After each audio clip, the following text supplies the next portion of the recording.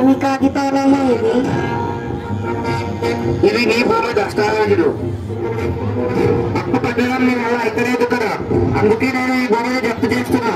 సంతకం పెట్టు. అయ్యా అయ్యా ఇలా అనకండి అయ్యా. ఈసారి పంట మీద మీ బాకీ ఎలాగైనా తీర్చేస్తా. ఎందుకు పనికిరాని ఈ భూమితో నువ్వు ఏం చేస్తావు? ఇలా అనకండి అయ్యా.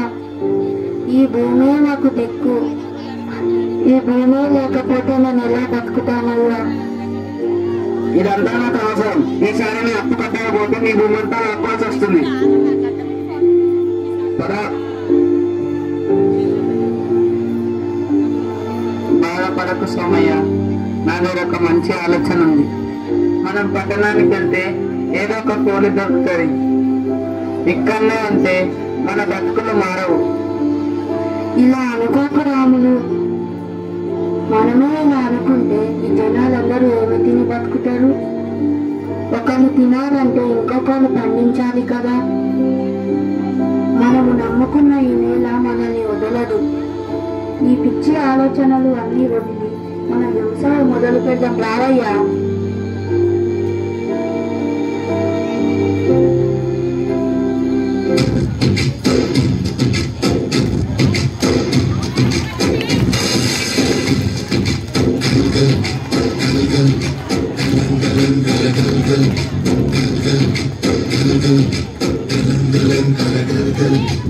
ఆకాశం తాకేలా వడగాలి ఈ నేల అందించే అప్పారం ప్రేమంటే ఆరాటం తీరేలా బదులిచ్చే గగనంలా వినిపించే తడిగానం ప్రేమంటే అడుగును నీటే మమతల మౌనం పద పదమంటే నిలవదు ప్రాణం కాబోయే ప్రణయానికి శ్రీకారం.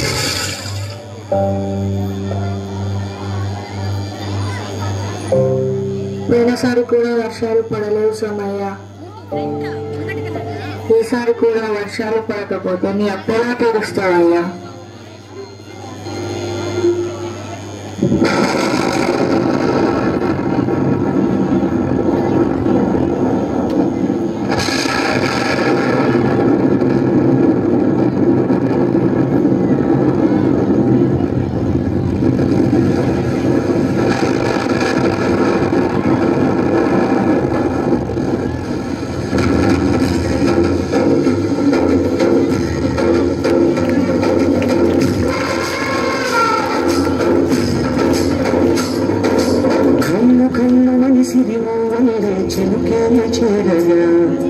జల్లు జల్లుని పులకింతలో పొడమే పారగా కన్ను కన్నుని సిరిమోవైన చిలుకాల చేరగా జల్లు జల్లుని పులకింతలో పొడమే పారగా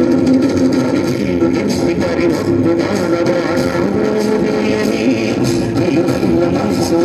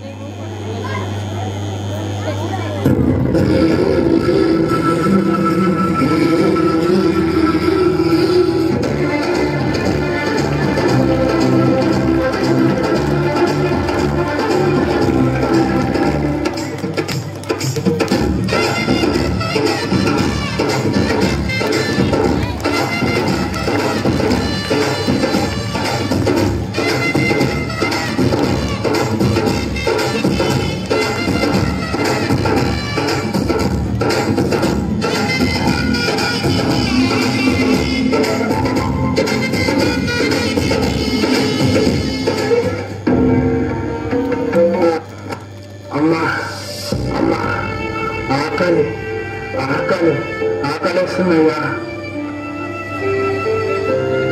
అయ్యా అయ్యా అయ్యా, ఇదిగో అయ్యా నీ డబ్బులు. డబ్బుద్దయ్యా. అన్నం అన్నం కొంచెం అన్నం పెట్టండి.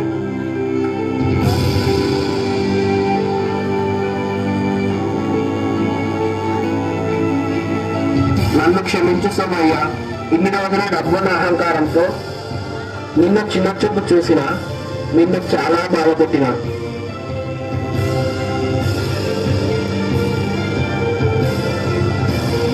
మన దగ్గర ఎన్ని డబ్బులున్నా ఆ డబ్బును తినలేం. ఆకలిని తీర్చేది తిండి గింజలు పండించే రైతు మాత్రమే. ఒక్క మెతుకు పండించడానికి పగలనక రేయనక చలికి ఎండకు వానకు తట్టుకొని సుమారు 180 రోజులు పశుపక్షాల బారి నుండి కీటకాల బారి నుండి కంటికి రెప్పలా కాపాడి ఇతరుల కోసం ఏ స్వార్థం లేకుండా ఈ పంటను పండిస్తాడు. పంట పొలాలు రియల్ భూమిగా మారకుండా ఆ రైతులకు అండగా నిలవాలని ఆశిస్తూ సేంద్రియ వారుగా రసాయన నిషేధిద్దాం.